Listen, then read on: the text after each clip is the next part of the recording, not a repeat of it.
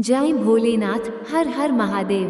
प्रिय भक्तों, क्या आपने कभी सोचा है कि भगवान शिव को भांग, धतूरा और बेलपत्र क्यों चढ़ाया जाता है?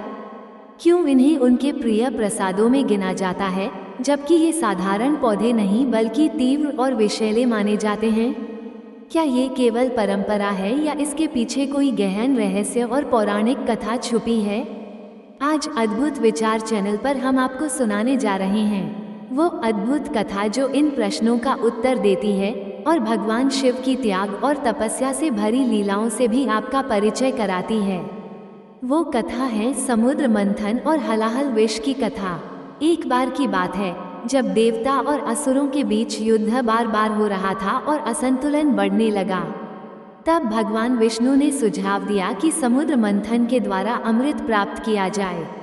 देवता और असुर दोनों ने मिलकर मंदार पर्वत को मथनी और वासुकी नाग को रस्सी बनाया। जब मंथन आरंभ हुआ तो अमृत से पहले समुद्र से निकला भयंकर विष हलाहल। हलाहल विष इतना तीव्र और घातक था कि उसकी ज्वाला मात्र से ही समस्त सृष्टि संकट में आ गई। प्राणियों का जीवन संकट में आ गया। ना देवता उसका सामना कर पाए, ना असुर। तब सभी भागे भागे भगवान शिव के पास पहुँचे। शिवजी ने अपने करुणामय स्वभाव के अनुसार वो समस्त विष पी लिया, लेकिन उसे निगला नहीं। उन्होंने उसे अपने कंठ में ही रोक लिया, जिससे उनका कंठ नीला हो गया। इसी कारण वे नीलकंठ कहे जाते हैं। जब शिवजी ने वो विष पी लिया, तब उनके शरीर में भयानक तपन उत्पन्न हो गई। देवता, ऋषि मुनि सभी चिंतित हो गए कि अगर यह विष उनकी तपस्या में बाधा बना तो ब्रह्मांड फिर संकट में आ जाएगा। तब सभी ने एक उपाय निकाला। उन्हें ठंडक देने के लिए उन्हें ऐसे पदार्थ चढ़ाए जाएं जिनकी तासीर शीतल हो। सबसे पहले ऋषियों ने भगवान शिव को बेलपत्र अर्पित करना आरंभ किया। शास्त्रों के अनुसार बेलपत्र की पत्तियां शीतलता प्रदान करती हैं और उसमें त्रिदोष, वात, पित्त, कफ को संतुलित करने की शक्ति होती है। एक कथा के अनुसार बेल वृक्ष की उत्पत्ति सती माता के शरीर से हुई थी। जब सती ने अपने पिता दक्ष के यज्ञ में अपने प्राण त्याग दिए तो उनकी राख से जहाँ जहाँ कर्ण गिरे वहाँ बेल वृक्ष उगाए। इसीलिए बेलपत्र को शिव पार्वती का स्वरूप माना जाता है और इसे अर्पित करने से पुण्य फल मिलता है।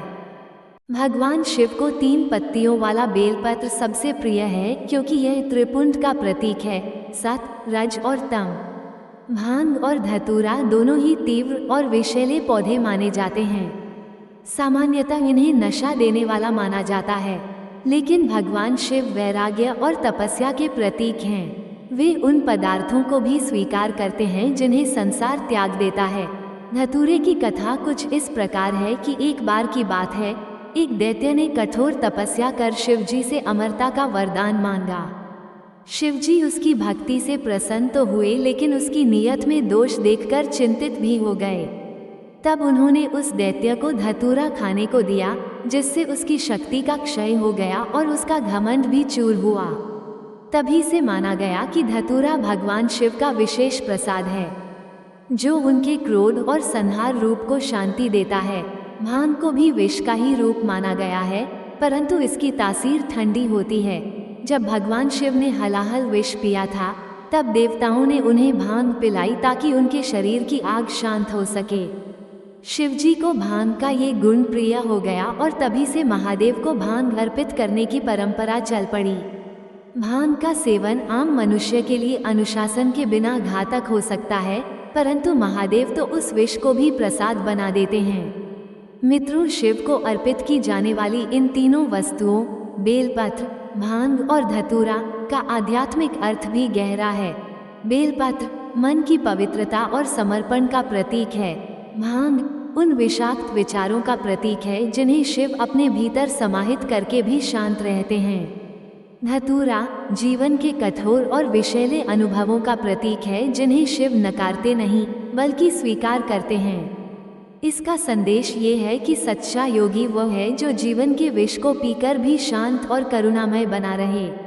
मित्रों, अगर आज के युग में इसका महत्व की बात की जाए तो आज भी हर सोमवार को भक्त जन बेलपत्र पर ओम नमः शिवाय लिखकर शिवलिंग पर चढ़ाते हैं। शिवरात्रि पर विशेष रूप से भांग और धतूरा अर्पित करते हैं। ये परंपरा हमें ये सिखाती है कि ईश्वर केवल फूलों के भूखे नहीं हैं, वे तो भाव के भूखे हैं। चाहे हमारे जीवन में कितना भी विष क्यों न हो, अगर हम उसे शिव को समर्पित कर दें तो वह भी प्रसाद बन जाता है।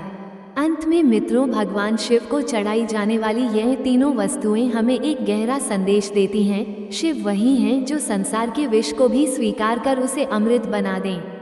भक्ति में शुद्ध भावना होनी चाहिए, सामग्री तो केवल माध्यम है। मित्रों, अगर आपको ये कथा पसंद आई हो तो इसे अपने मित्रों के साथ अवश्य साझा करें और चैनल को सब्सक्राइब करना न भूलें। हर हर महादेव। जय शिव शंकर।